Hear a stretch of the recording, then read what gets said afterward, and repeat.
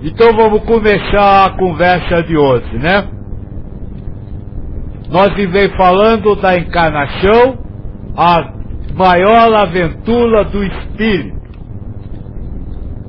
Começamos definindo encarnação como a fusão do espírito com outra consciência, outro conjunto de verdades, que nós chamamos de ego.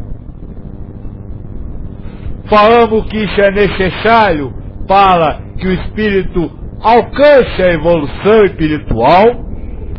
Falamos que o objetivo da encarnação é você vencer esse ego, ou seja, você não aceitar a realidade que o ego lhe impõe. E ontem nós conversamos como esse ego é montado. Falamos que dentro da parte técnica ou do setor técnico, o nome não importa, existem as verdades planetárias, formas, existem as verdades individuais que você desenha para você, e que existem as percepções de ação, isso tudo dentro da parte técnica. E na parte emocional existem as sensações que o ego vai lançar para você frente à realidade que ele também quer lá. Então isso foi o que nós conversamos até agora. E hoje ficamos de conversar como se programa esse ego. Ou seja, por que uma pessoa cria um ego, que cria uma realidade, por exemplo, de que ele é um mendigo? Por que o espírito cria um ego que a falsa realidade, ou maia, ou a ilusão, de que ele é homem, ou mulher, ou mãe, ou pai, ou filho, ou sexo, ou empregado, ou desempregado? Enfim, como é que o espírito programa os seus papéis na existência carnal? Então vamos continuar. Como nós já definimos antes, essa realidade virtual, que o Krishna chama de maia, ilusão, e que você acredita que é real, é como se fosse um filme que passa na frente dos seus olhos. Então a sua vida carnal é para o espírito como se fosse um filme que tem um roteiro pré-escrito, roteiro esse que é escrito pelo próprio espírito, e que o ator, o espírito, vai simplesmente interpretar papéis. Isso precisa ficar bem claro. Você não é mãe. Você interpreta o papel de mãe. Você não é homo. Você interpreta o papel de homo. Você não é pobre ou rico. Você interpreta o papel de pobre ou rico. É isso que é a realidade. Quando você se considera mulher ou homem, por exemplo, seria o caso do ator que aspecta a tal ponto seu personagem que passa a achar que ele é ou que ele tem as características desse personagem. Alguém que introspecte, vamos dizer assim, o papel de professor, terá sempre um ar professoral. Estará praticamente agindo da mesma forma, o tempo inteiro, não importando o lugar. O espírito precisa compreender isso. Precisa compreender que neste planeta todos são espíritos, independente da situação de vida, independente do papel que está exercendo, e que são atores interpretando papéis, e que a interpretação depende do toque pessoal que o espírito dá àquele papel. O espírito que não se deixa levar pelas características de um papel é um soberbo ator, um ator maravilhoso. Mas aquele espírito que se envolve com o personagem e passa a achar que ele é o personagem, é considerado pelo mundo espiritual como um canastrão, como um ator de pouca categoria, como alguém que não conseguiu interpretar perfeitamente o seu papel. Então, no dia de hoje, que nós estamos estudando como é que o espírito programa as ações e como é que o espírito programa a parte individual da sua vida encarnada, o primeiro aspecto que nós temos que entender é que esse mundo é uma peça de teatro ou um filme, e que a função que você imagina que você é não são suas, mas são papéis do seu personagem, e que você precisa interpretá-las de uma forma a ser aplaudido pela audiência, que é o mundo espiritual, que é o universo, que é Deus. Eu gostaria de estar passando aqui os comentários da Tazi. Muitas vezes a gente não consegue ver como filme, tem que parar e se conscientizar que é um papel apenas. Tem momentos que o ego fala mais alto, e todo estudo e preparação que a gente vem trabalhando cai um pouco. Aí é de novo a gente tendo que levar a pedra pela ladeira de novo. E eu disse a ela que nós temos que fazer é levantar e seguir adiante. E ela disse, sim, mas até quando? Ainda não vivemos de fato isso, como algo natural. Pelo menos eu não. Aí eu tenho que parar e pensar nisso. Eu acho, Tássia, que é uma coisa pessoal minha, que nenhum de nós ainda consegue o tempo todo, né? Então, no momento nós conseguimos, no momento seguinte nós não conseguimos. Eu acho que de passinho em passinho, a gente está evoluindo sim. Eu acho que realmente é difícil, mas eu acho que todos nós temos conseguido.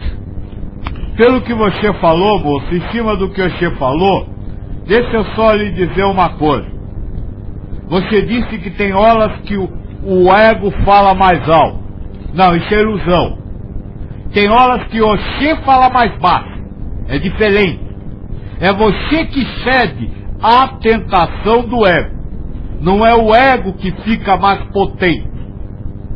Esse é um detalhe. Agora, nada de assustanhar, de você de perder muitas vezes, não é de vez em quando, muitas vezes para o ego. Ou seja, você se subordinar ao ego muitas vezes. Nada a se estranhar. Sabe por quê? Porque esse não é um mundo de exeneração, ou seja, um mundo de mudança. Esse é um mundo de povação. O mundo onde você encarna para povar a Deus, que é capaz de buscar isso. E não ainda o mundo de exenerar-se completamente. Então, a partir da próximo mundo, que para você vai ser a partir da próxima encarnação, você terá que executar o trabalho. Mas também não será na próxima encarnação, mas a partir da. Porque o mundo de exeneração vai levar, pela contagem de vocês, mais 7.000 anos. Ou mais, se você continuar nele e não continuar a evolução. Então não há peça, não há desânimo. Hoje eu consegui, louvado seja Deus. Amanhã eu não consegui, louvado seja Deus. Até porque, se você fala quando não conseguiu e sofre, e se acusa por não ter conseguido, você novamente não conseguiu.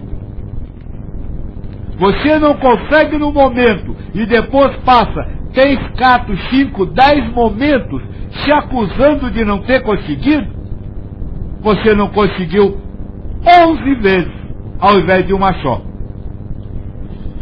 É exatamente isso que a Ana havia dito. Se conseguir, conseguiu. Se não conseguir, não conseguiu. Apenas assistir, né? Clara Azul pergunta se o senhor já está no mundo de regeneração. Se encarnar agora, eu encarnarei no mundo de regeneração.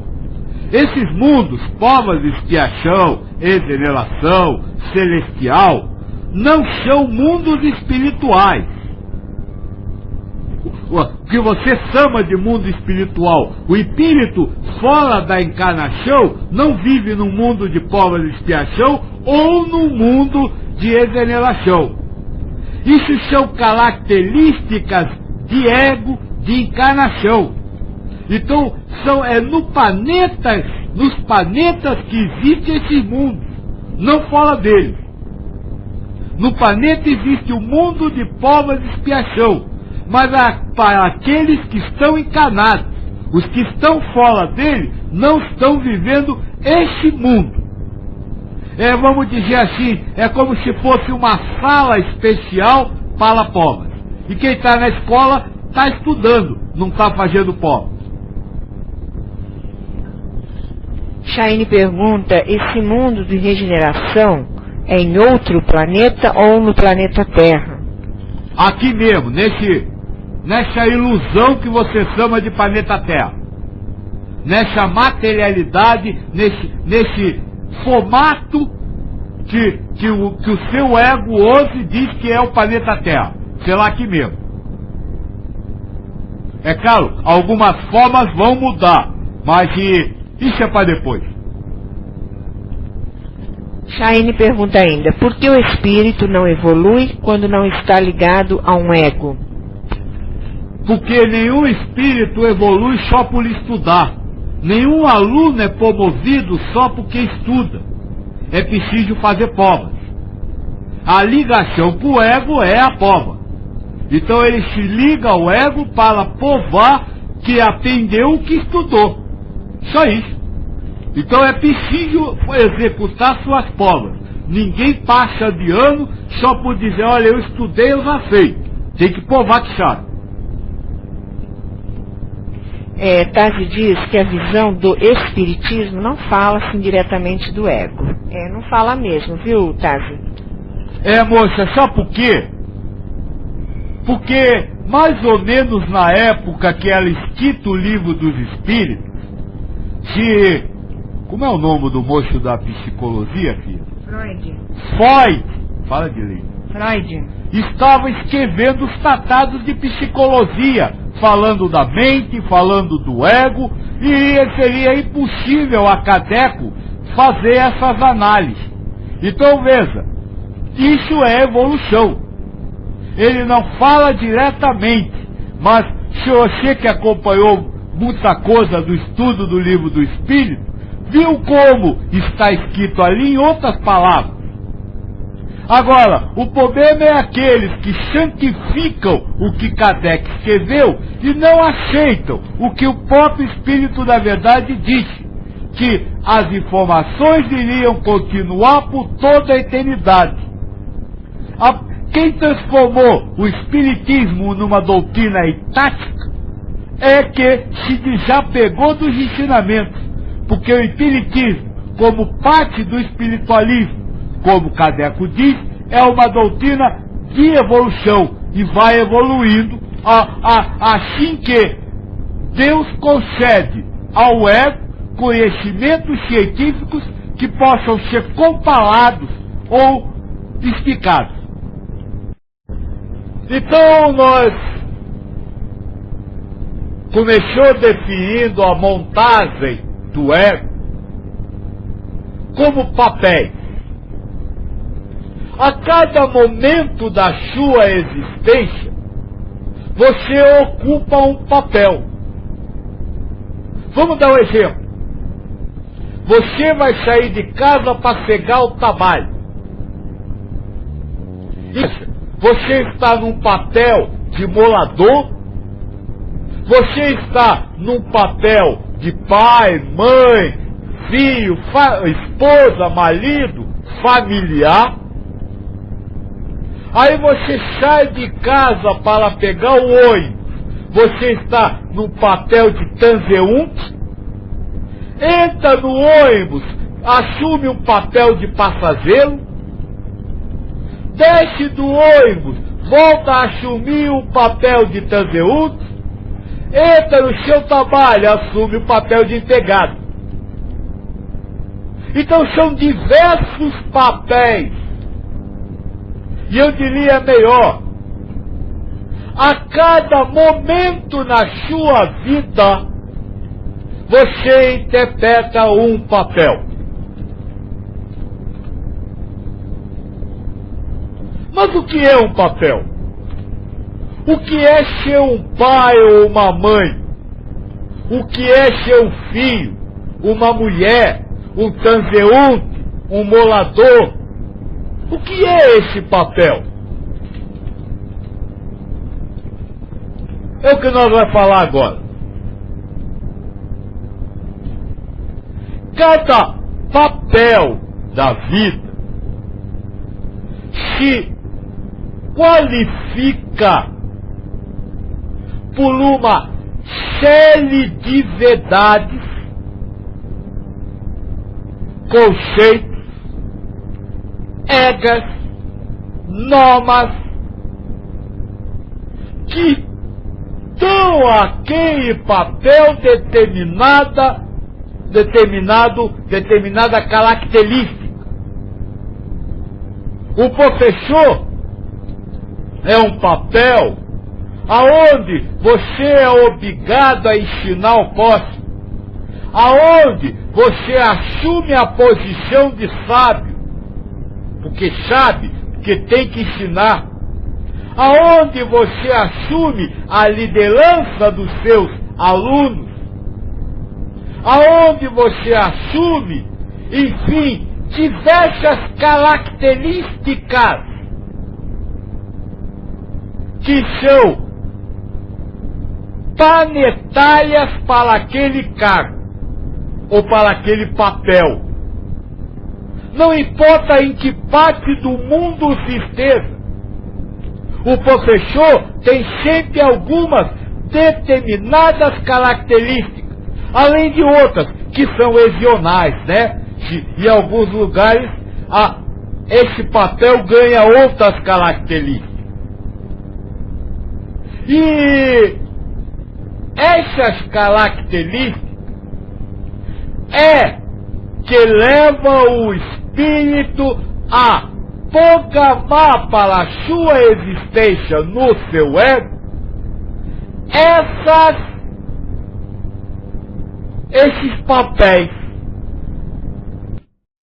Então nenhum espírito, por exemplo, vai ser mãe porque ele quer ser mãe, porque ele quer dar à luz, porque ele quer preservar a espécie, por qualquer outro motivo. O espírito programa para a sua existência o papel de mãe no seu ego, para que essas características da mãe oriente o ego na hora dele criar a realidade. Por exemplo, a mãe tem que proteger o filho.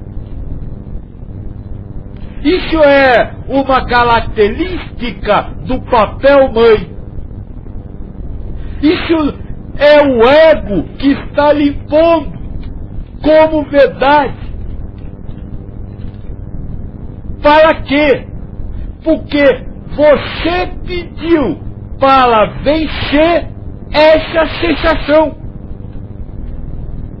Você programou o papel de mãe porque você quer vencer a autoproteção aos outros. Porque quer vencer o domínio, porque autoproteção é domínio, é poder, é posse. Porque você quer vencer a posse, nesse caso sentimental, possuir as outras pessoas. O sentimento que você chama de amor, mas que não é mais do que posse. Então o espírito, quando programou para a sua existência esse personagem, programou também ser mulher. Porque homem não pode dar luz. Programou ser mulher, programou ser mãe, programou tudo isso. Para quê? Para realizar uma prova. Isso precisa ficar bem claro para todos. Todo o papel de uma existência tem características que determinam aquele papel. E essas características do papel é a prova que o Espírito veio fazer. Porque como nós definiu, e se quem não estava aqui no domingo, se no www já está lá, como nós definiu, a segunda característica importante na evolução espiritual é o ecumenismo. Ou seja, o libertar-se das leis e padrões e doutrinas que padronizam a vida. Então essas características padronizam sensações, padronizam verdades, e o espírito precisa usar o ecumenismo para libertar-se desses padrões. Tati havia feito uma pergunta acima. Por que muitas vezes a pessoa fica em cima da caridade? Vai servir, se desce um pouco do ego, mas não por ela, mas pelo que o Espiritismo prega. Então não se despiu do ego, porque o Espiritismo faz parte do ego. O espírita é um papel na existência carnal. Se ele não faz por amor, faz porque a religião diz que aquilo é o certo, ele ainda está se guiando pelas características do papel espírita. Cristo não ensinou que nós devemos fazer caridade, que nós devemos ser religiosos. Cristo ensinou que nós devemos amar ao próximo. Então a caridade precisa ser feita por amor ao próximo. E você, como não tem esse hábito, você espírito, não passou ainda nessa prova, você coloca para você um personagem religioso, aonde vai vir a característica do ter que fazer, para ver se você vence essa obrigação e aí começa a praticar por amor, ou se você fiscaliza essa obrigação e aí vem a soberba dizendo: olha como eu sou bonzão. Cosmic pergunta: gostaria de saber se existe alguma diferença entre espiritualismo e espiritismo. Isso está na Introdução 1 do Livro dos Espíritos. O espiritismo é aquele que estuda o mundo espiritual e a sua relação com o mundo material. E o espiritualista é aquele que acredita, o espiritualismo é aquele que acredita haver em si algo mais do que o espírito, mas necessariamente não acredita nessa relação. Agora, não podemos também nos esquecer de que, como também está na Introdução 1, o espiritismo é parte do espiritualismo. Se pende, porque é uma particularidade da generalidade, são essas as palavras de Kardec, espiritualista. Então, eu poderia dizer que o espiritualismo, por exemplo, é a carreira de medicina, e o espiritismo é a carreira de quem cuida dos ossos, ou de quem cuida do coração, ou de quem cuida do pulmão. Enfim, é uma especialidade dentro da generalidade. E isso quem fala é Kardec, não sou eu. Então vamos continuar. Esses papéis na vida carnal possuem pesos ou valores. Vou dar um exemplo. Um médico, um papel de médico, é muito mais valorizado na vida carnal do que um papel de liceiro. Por exemplo, um papel de proprietário de imóvel é mais valorizado do que um papel de inquilino. Um papel de mestre, de professor, é mais valorizado que um papel de analfabeto. Então esses papéis possuem valores materiais, uma escala de valorização material. No entanto, para o espírito, essa escala de valorização material não vale nada. Nenhum espírito programa para o seu ego o papel de médico, por exemplo, pela vontade de ser médico, ou pela valorização do papel médico.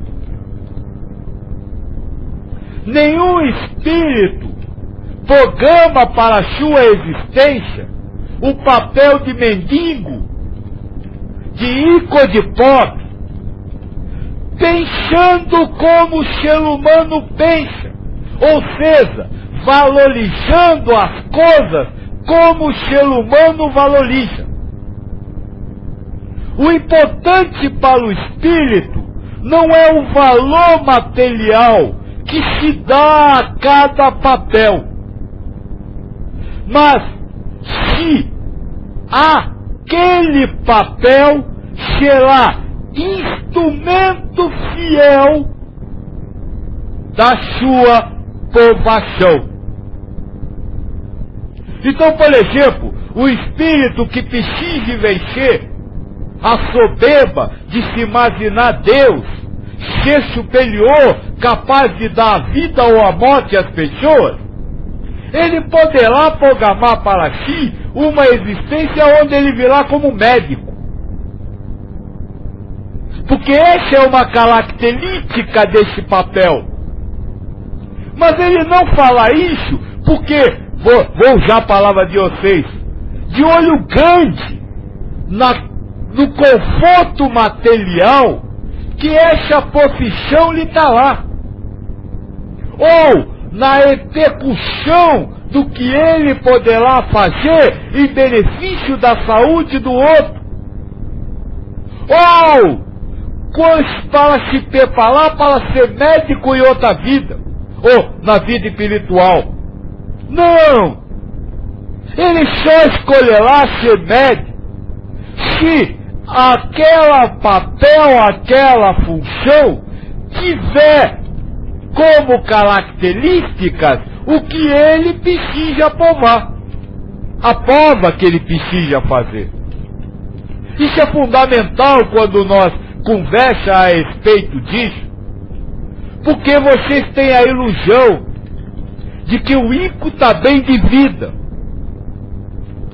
Tanto assim que no livro dos Espíritos, o Kardec diz, mas se o Espírito pode programar sua vida, todo seria lógico que todos escolheriam uma vida na babesca?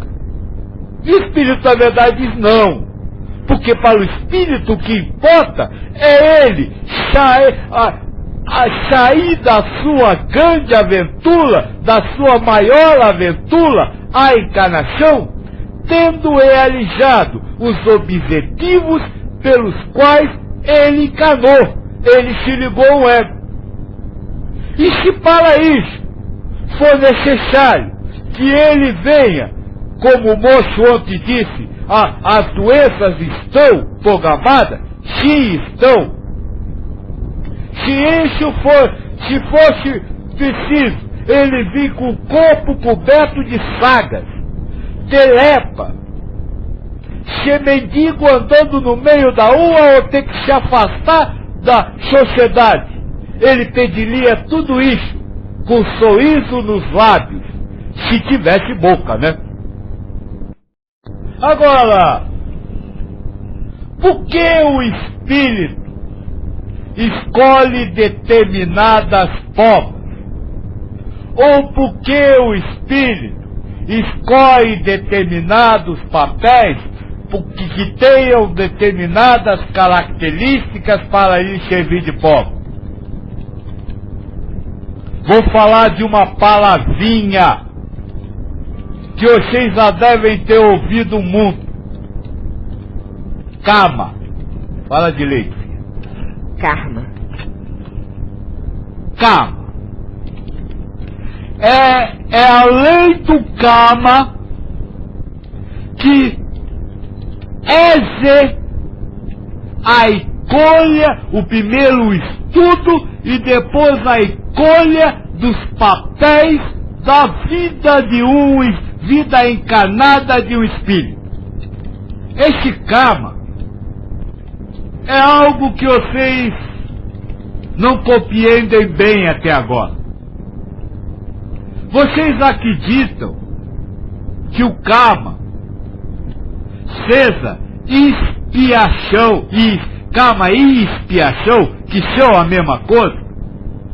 Vocês acreditam que seja pagamento de débito, ou seja, que seja uma penalidade imposta ao espírito por haver em determinado momento agido espiritualmente de determinada forma?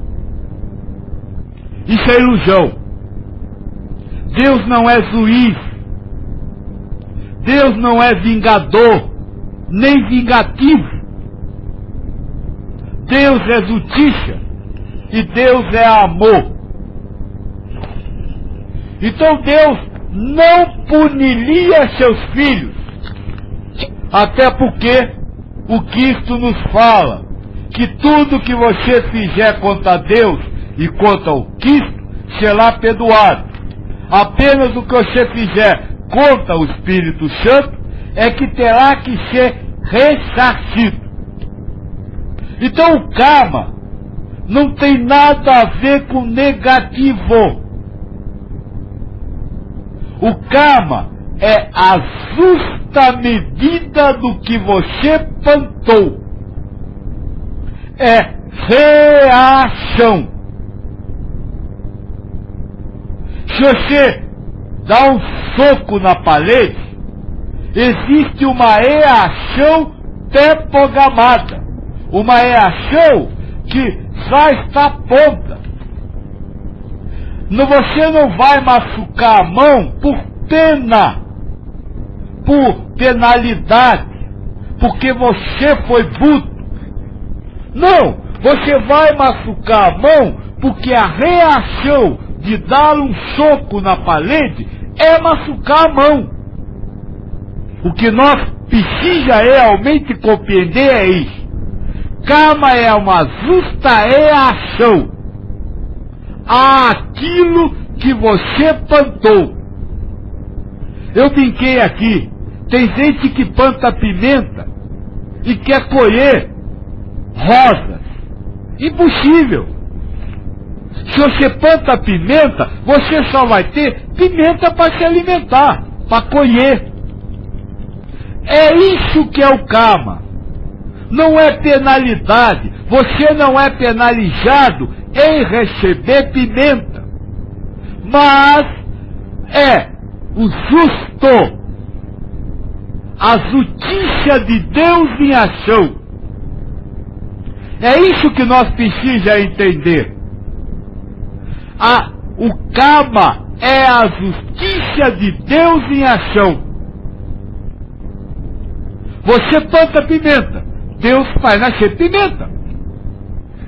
Você planta rosa, Deus faz nascer rosa. Mas o karma, além de, vamos dizer assim, ser a justiça de Deus em ação, o karma também é o amor de Deus em ação. Vamos tentar entender isso.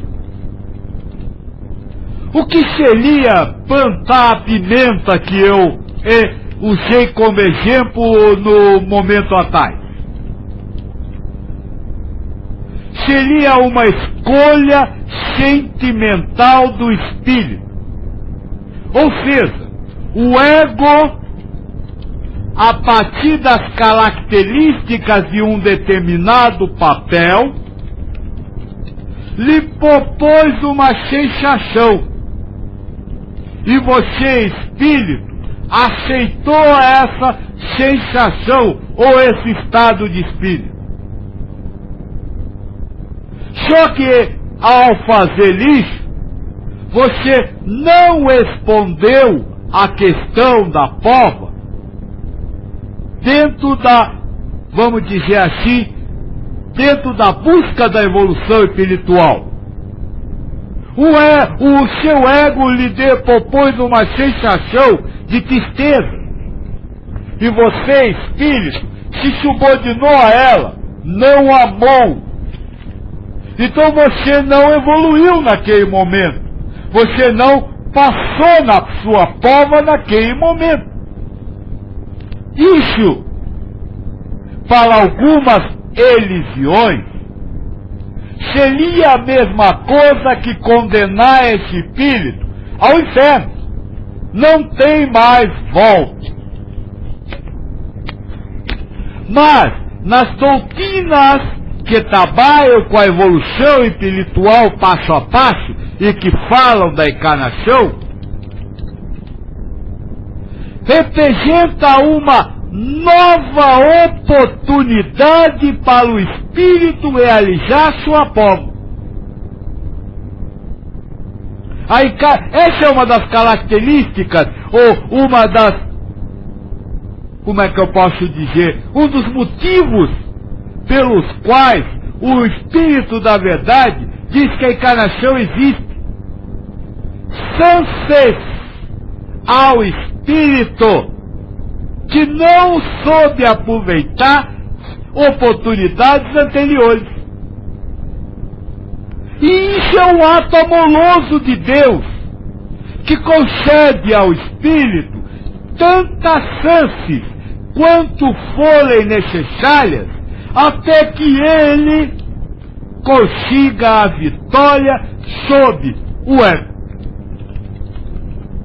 Então aí estão as duas características do karma, ou as duas características pelas quais o espírito escolhe determinados papéis para a sua vida.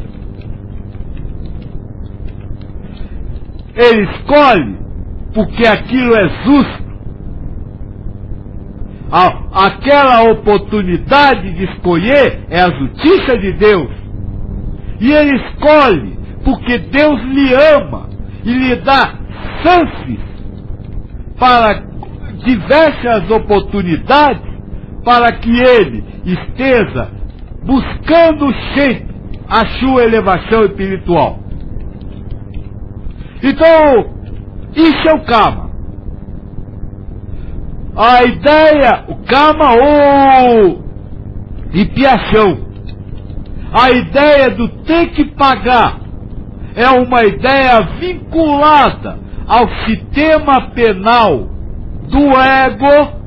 Já vimos que o ego tem a sua parte técnica, que é planetária. Então é o ego que cria o sistema penal, da qual você precisa se libertar.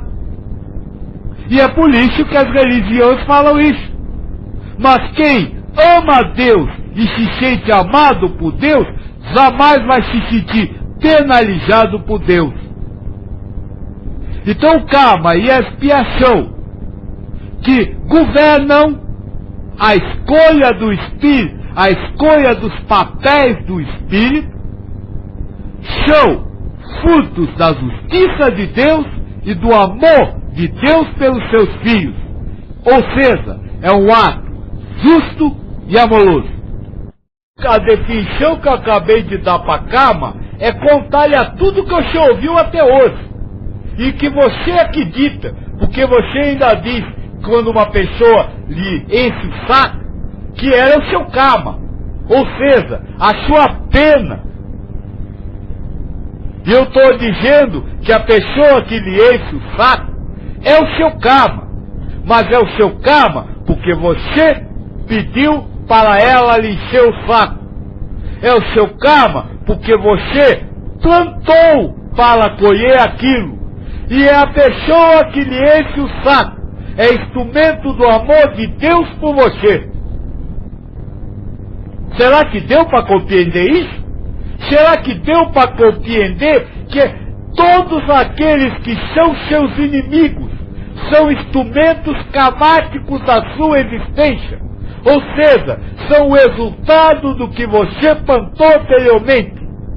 Criam situações que são provas que você pediu. E fazem tudo isso por amor. Por amor a você. Clara diz o seguinte: pai, por que a gente demora tanto tempo para entender isso? Por que a gente não nasce com a consciência da necessidade de que tudo é bom acontecer da forma como estabelecemos antes de encarnar? Porque senão não haveria prova. Veja, quando nós for estudar os 7 graus de consciência, que deve ser na terça-feira que vem, você vai entender que a primeira coisa que você precisa é transformar-se em ser humano. Ou seja, subordinar-se ao ego. Porque se você não se subordinar ao ego, você não vence o ego. E aí não se eleva. É a mesma coisa que você, vamos dizer assim, querer fazer essa escalada da maior aventura do espírito, a escalada a um pico, utilizando um bondinho para chegar lá em cima. Você tem que trilhar passo a passo a sua escalada, valorizar esse trabalho. Então, agora, é uma trilha muito fácil de ser percorrida. Sabe por quê, moço? Porque tem tabuleta em todo lugar. A partir do momento que você entra na escada, ou seja, a partir do momento em que você se transforma em ser humano, há os ensinamentos que lhe dizem: Deus lhe ama. Se Deus é a seu favor, quem pode ser contra você? Utilize todo o seu esforço para amar a Deus acima de todas as coisas e ao próximo como a si mesmo. Não critique, não acuse, não julgue. Olha as tabuletas aí. O problema, moça, não é ter que já. O problema é não querer se libertar do ego. Aí está a grande dificuldade. O ser humanizado está tão enfonhado ao ego, acha-se tanto o ego, que ele não quer se libertar do ego. Porque isso traz status material. Isso lhe traz poder. Pergunte a uma mãe que está presa à paixão possessiva da maternidade, se ela quer abandonar isso. Não, ela tem prazer. Mesmo quando o filho luta contra essa paixão, ela tem prazer em lutar contra o filho. Contra o filho que luta contra a paixão possessiva dela. Isso chama-se obsessão. Os seres humanos são seres obsessivos. E é por isso que o Krishna chama o ser humano de fantasma. Seres fantasmagóricos. Porque são seres aprisionados em posses materiais, posses sentimentais e posses morais. E não levantam nenhum grau dessa posse para se libertar do ego. Desculpa se eu soquei alguém, mas se nós não socar, nós não vai conseguir resolver isso. Nós vai continuar achando normal ser humano. Quando isso é uma anormalidade na existência do espírito. Então agora, e para encerrar definitivamente a questão realidade, nós pode traduzir um momento como exemplo da existência de um espírito humanizado. Traduzir para dentro desses conhecimentos que nós estamos falando, desde a construção da realidade, aquilo que você vive. Nesse exemplo, para exemplificar essa construção, vamos criar uma situação que não acontece na vida de vocês. Alguém fala alguma coisa e você se sente ofendido. Isso é um momento que não existe na sua vida, né? Na de ninguém. Mas como exemplo pode servir, né? O que é esse momento? Todas as partes, as formas envolvidas neste momento são criações virtuais do ego.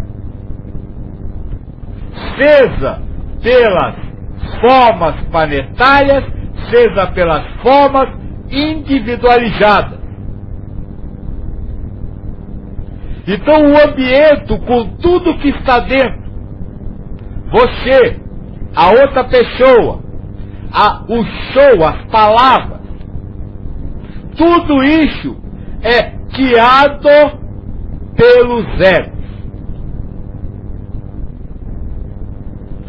A ação de falar e a ação de ouvir também é guiada pelo ego. Porque os espíritos estão pulsando estáticos. Espírito não fala, espírito não ouve, como vocês consideram ouvir falar. Então ali está o mundo virtual, de formas e cheias de percepções de ações que o ego está liqueando. E o ego também está lhe dando a sensação de sentir-se ofendido.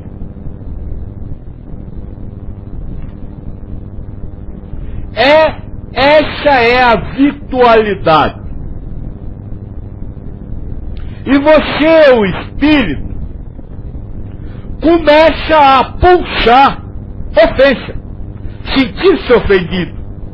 Isso é um sentimento.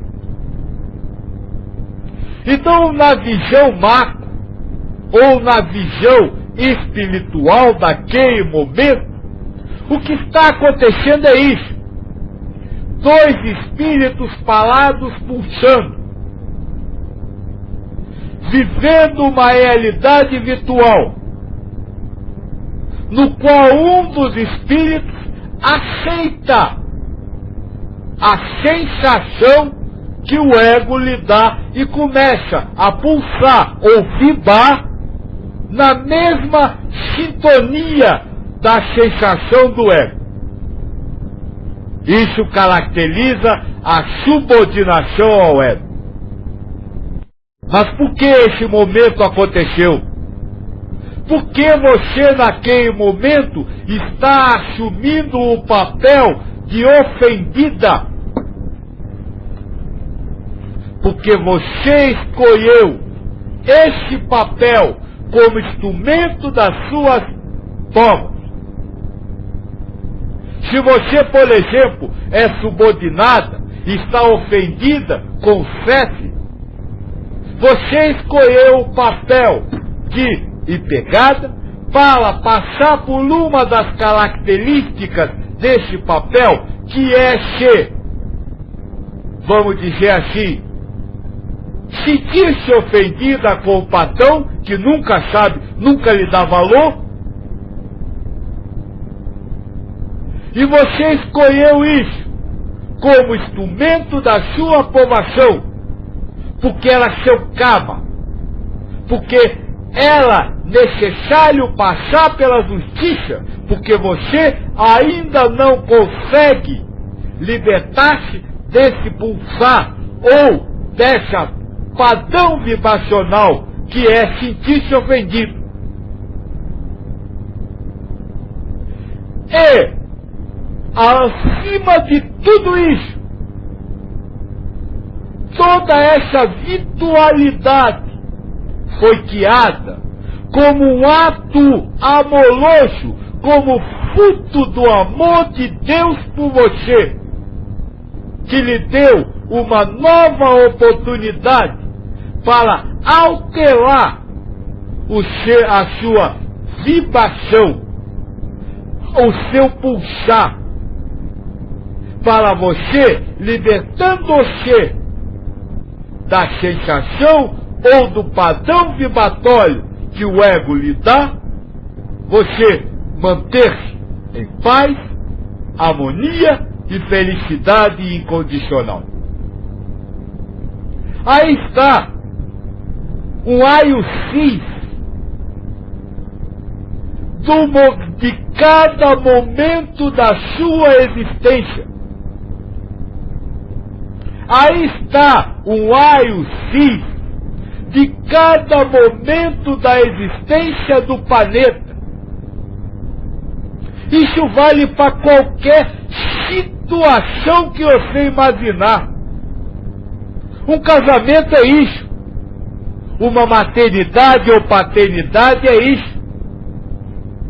Ser filho é isso. O relacionamento filho e pai. Todos os seus relacionamentos e todos os seus momentos na existência, se você pudesse colocar aquela máquina de raio-x que mostra o que está acontecendo na verdade, seria isso que você iria ver. Seria isso que você iria perceber. E me desculpem, como o moço disse a respeito dos ensinamentos, aliás foi a moça, né, que falou do Kardec não fala do ego, mas é isso que ele conta, é isso que ele fala o tempo inteiro. Quem acompanhou o estudo do livro do Espírito sabe que eu já falei tudo isso. Quem acompanhou o estudo do Bhagavad Gita sabe que eu já falei tudo isso, das cartas de Paulo. Enfim, o ensinamento do Buda, enfim, o ensinamento de todos os mestres, foi para que o Espírito entenda essa visão além da forma, além da materialidade que está acontecendo na verdade. Isso é o raio-x de cada segundo da sua existência. Mariana disse o seguinte: Joaquim, esses dias estava pensando em Deus e que quando eu desencarnasse, a primeira coisa que procuraria era Deus, não como um ser parecido com o homem.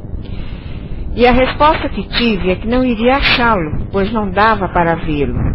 Deus seria apenas uma emanação de amor. Podemos só senti-lo. Como é Deus? Se for dessa forma, como escrevemos o livro da vida? Olha, eu vou ter que responder do mesmo jeito que já lhe responderam. Não dá para você saber isso. Falta elementos. Eu estou falando, escrever o livro da vida em programar um ego. Você, dentro da consciência material, não tem conhecimentos científicos nem do que é o ego. Como saber como programá-lo? Impossível. Saber como é Deus? Deus não tem forma. Porque no mundo espiritual nada tem forma. Não é só Deus. Você não tem forma. Você é o espírito. Então veja. Existe um mandamento de Moisés que até hoje foi mal entendido. E a Igreja Católica, até por medo, tocou ele. É o segundo mandamento, que diz assim: não faça imagem de nada que está no céu, na terra ou debaixo da terra. O céu seria o mundo espiritual superior.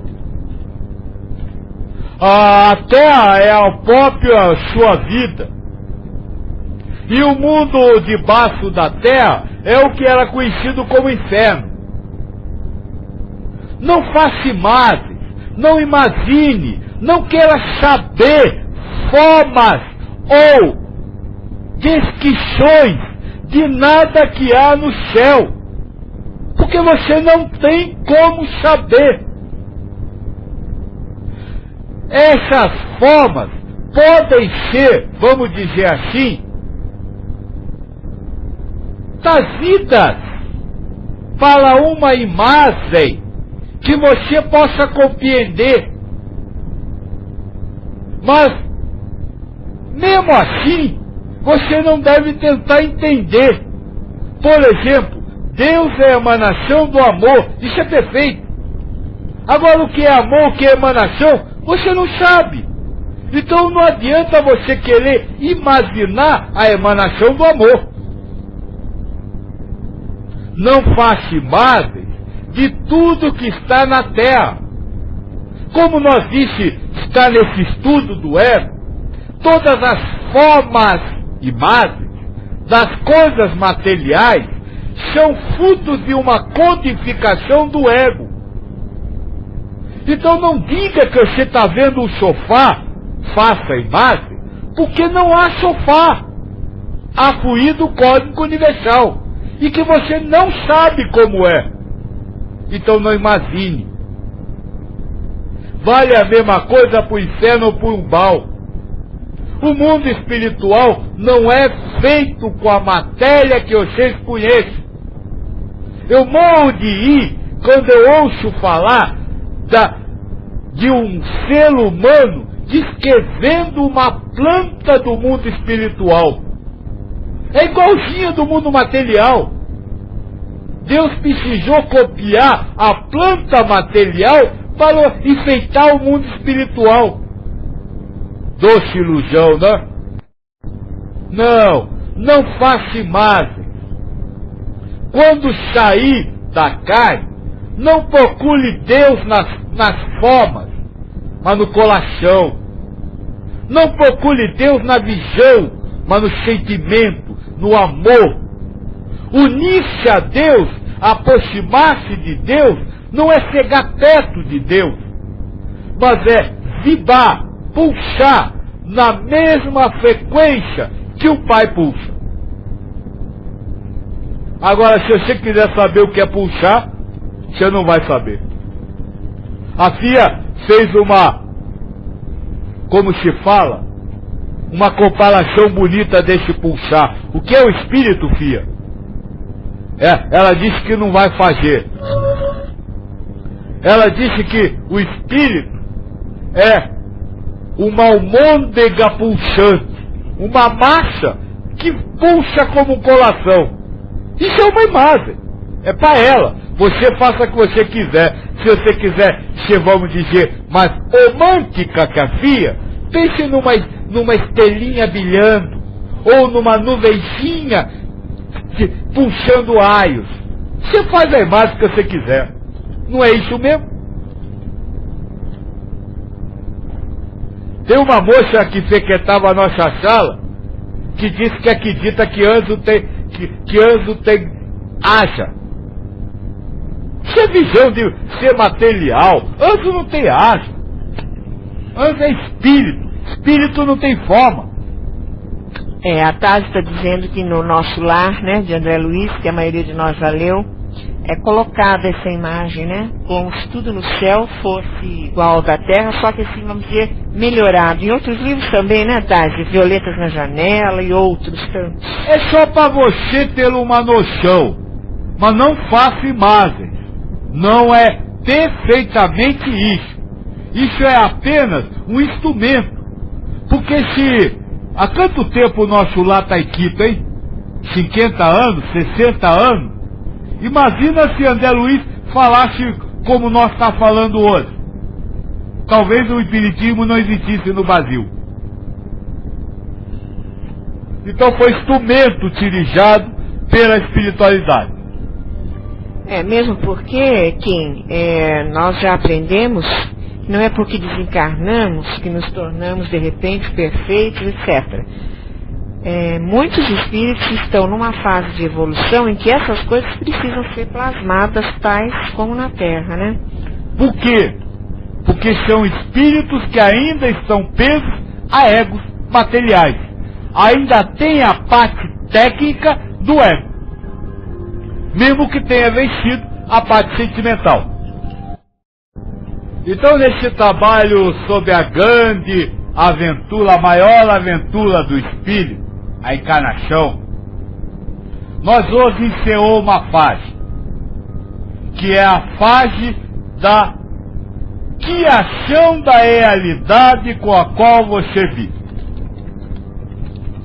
A partir de agora, nós vamos entrar na fase dos instrumentos da elevação espiritual. Já falamos de espiritualismo, já falamos de ecumenismo, já falamos de universalismo. E agora vamos estudar algumas, vamos dizer assim, eu vou pôr entre aspas, verdades universais. alguns instrumentos que o ego não lhe transfere, não coloca na sua realidade, mas que estão presentes direcionando a criação virtual que você vive. A partir de amanhã, então, nós vamos começar a estudar domingo, né? Nós vamos começar a estudar essas verdades universais que o ego não lhe coloca, que o ego não lhe faz ver durante cada virtualidade que você vive, e que você precisa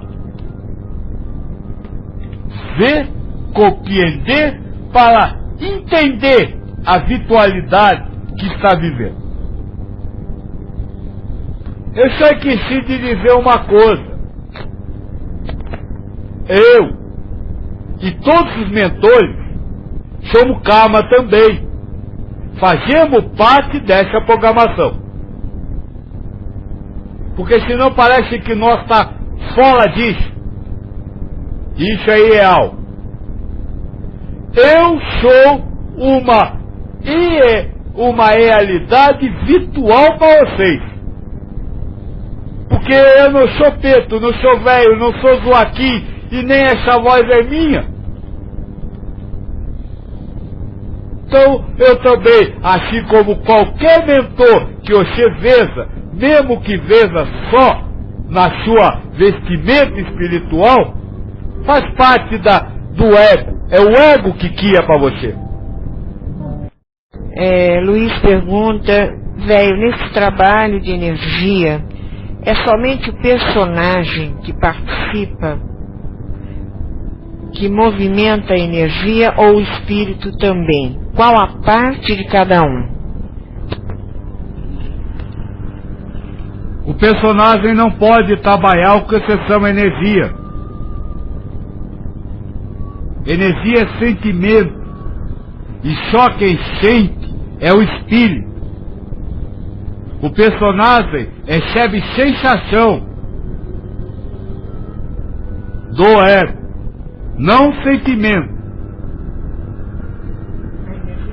A energia que você chama a energia universal, é sentimento. Isso só quem trabalha é o espírito. Quando o senhor fala, aproveitando aqui a pergunta do Luiz, quando o senhor fala que nós, quando damos um passo, por exemplo, somos instrumentos de Deus para repassar a energia para outras pessoas, como isso funciona então? Você, espírito, é instrumento para passar para outra pessoa. Agora, é por isso que eu sempre disse, não importa se tem mão ou se não tem, porque a mão não existe, é virtual. Você, espírito, está puxando para outra pessoa aquela energia. Só isso. Agora, o passe não é com mão, não é com os pés, não é com os olhos. É pulsação de um espírito para outro. E não passa na virtualidade. Não entra nesse processo. Aqueles que dizem que veio a energia, na verdade, essa visão material é o ego que está criando. Porque a visão é a percepção, e a percepção é dada pelo ego. Você tem uma imagem, que eu acabei de falar, sobre imagem, da energia universal, mas não está vendo a energia universal.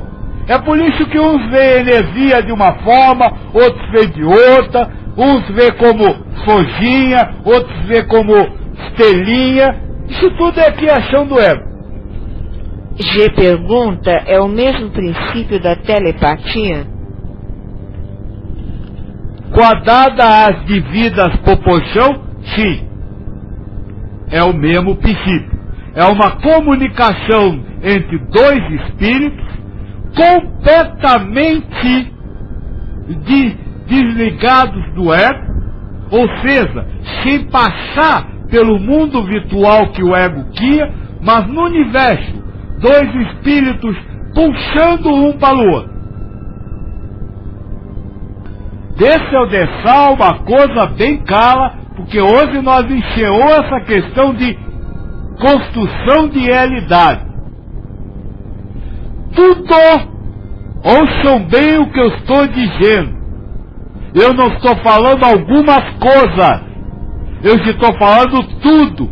Todas as coisas que passarem pelo seu racional, ou seja, tiver ideias, formas, cores, movimentação, palavras, enfim, qualquer coisa que passe pela razão é fruto do ego, é virtual, guiado a partir de uma programação do espírito para a sua existência. Porque tudo que é racional não é espiritual. Espiritual é energético, sentimental, não é razão. E no domingo eu ainda disse, tudo que passa pelo crivo da razão, na verdade, é o ego guiando virtualmente. Seja isso uma sensação, seja isso um pensamento. Então essa história de que alguém já viu o espírito, essa história de que alguém é capaz de ver heresia, essa história de que alguém é capaz de sentir cheiro de espírito, isso tudo é história. Porque tudo que é perceptível pelos órgãos de sensação são criações do ego. Gostaria de complementar a pergunta. Essas criações do ego, como cores, cheiros, formas de estrelas, etc., podem ser dadas ao espírito como uma forma de ajudá-lo a reconhecer as energias dele mesmo, de outros, ou durante o passe, etc. Reconhecer a energia? Não, porque aí teria que haver um padrão. Sempre que fosse aquela energia, seria estrelinha. Não há esse padrão. Mas pode lhe auxiliar a reconhecer a sua pulsação. Se você está vendo estrelinha, é sinal que você está num padrão vibratório de uma coisa boa, que você gosta de estrelinha. Se você não gosta, é sinal que você não está vendo uma coisa boa. O bom é tiapa. É para você reconhecer o seu nível vibratório. Tem muita gente dando passo por aí, preocupado com a dívida que vai ter que pagar amanhã. Então, se é isso que o ego está lhe colocando à consciência naquele momento, é uma forma de você identificar que você não está sentimentalmente envolvido ali, mas está preso na virtualidade. E se você está tranquilo, o ego está lhe passando essa sensação, é sinal de que você está no padrão vibratório. Você e espírito, nada com o personagem. Mas nós não podemos ter essa mesma sensação com a pessoa que está conosco participando do passe? A pessoa ou personagem? Não, porque o passo não vai ao personagem. Não, só que você não entendeu. Eu estou perguntando isso porque, como o senhor mesmo disse, eu muitas vezes sou instrumento de Deus, né? Na hora de dar um passe, eu pergunto se as coisas que eu percebo, mesmo que sejam criações do meu ego, têm a ver com essa pessoa que está recebendo o meu passe, vamos dizer assim, para ficar... Sempre tem a ver. É o seu padrão vibratório que você está emitindo para ela e ela está devolvendo para você. Porque nenhum espírito vibra por vibrar, puxa por puxar, ele puxa para alguém. E quando puxa para alguém, faz conexão. A G pergunta o seguinte: ao ver uma pessoa na televisão, eu posso enviar energia de luz para ela? Por exemplo, ao vermos notícias ruins, podemos enviar vibrações para tudo melhorar? Ou seja, a TV não é um bloqueio e sim um meio facilitador, como na internet? Eu não vou entrar na questão de mandar energia para melhorar as coisas para os outros. Porque se nós acabamos de determinar que a realidade é fruto do amor de Deus, você quer acabar com o amor de Deus?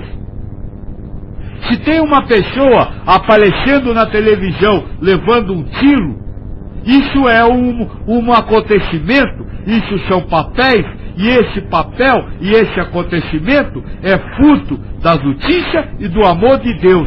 Você quer mudar isso? Então eu não vou entrar nesse detalhe. Agora, a questão de puxar energia para quem está não presente fisicamente é extremamente possível, porque como eu acabei de dizer, não é o personagem ou ser humanizado que emite essa energia, mas sim o espírito. E esse espírito emite para outro espírito, aonde quer que ele esteja no universo. Não há barreiras nem distância para isso. Luiz pergunta: velho, o passe ou o pulsar seria como uma conversa entre espíritos, assim como nós fazemos como personagens? Não é uma conversa entre espíritos. É um amar-se entre espíritos. Ou odiar-se, ou ter inveja. Não é uma conversa. Não posso usar essa comparação que você quer, porque senão você vai estar preso às características de conversador. Porque se há uma conversa, há dois conversadores. E conversador para você é um papel de vida. Então não tente fazer imagens do mundo espiritual. Saiba apenas que o espírito puxa para o outro e o outro puxa para um. Acabou. Só vou complementar do Luiz, depois eu faço a sua, G. Seria troca de sentimentos entre espíritos? Seria ligação sentimental. Toca também é um papel. E aí nós estalia, beija os papéis. Olha, não tenta entender, porque não dá para entender. Você não pode comparar a vida do espírito com a vida humana. Não dá para entender. O que você precisa saber é que um puxa para o outro. Agora, o que é esse puxar? Se é toca, se é conversa, se é bate-papo, se é falar da vida alheia? Não entra nesse detalhe, Gordo. Senão você vai continuar sendo sábio, mas não vai conseguir entender o puxar. Ele comenta que é muito complicado. É complicado mesmo. Mas, veja, se você conseguir entender, quem lhe deu esse entendimento? Olha o que eu acabei de falar. Todo fruto da razão é o ego que dá. Então, qualquer conclusão que você tire, será o ego que está lhe dando, e não conclusão que você tirou. É isso. Então, voltando ao assunto que a G havia começado, de mandar energia, e como ajudar então sem interferir nas programações de Deus? Amando incondicionalmente. Mandando energia para o universo? Não. Amando incondicionalmente. O que é amar incondicionalmente? Vamos continuar no exemplo da pessoa ferida a bala.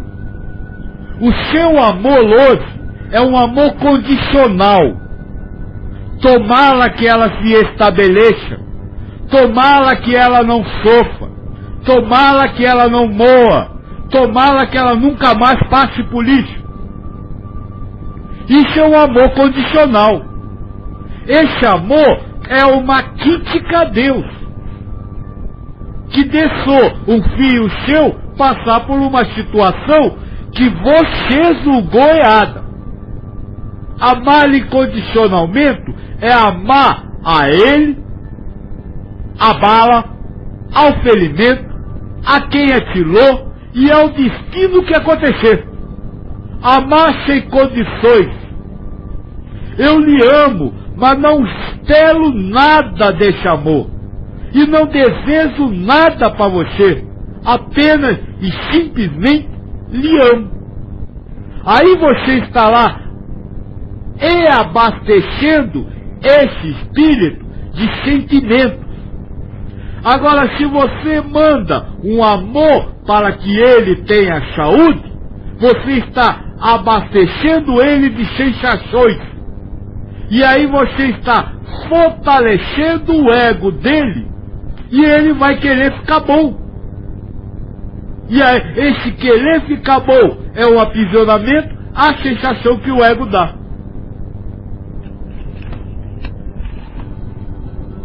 Deu para ficar claro?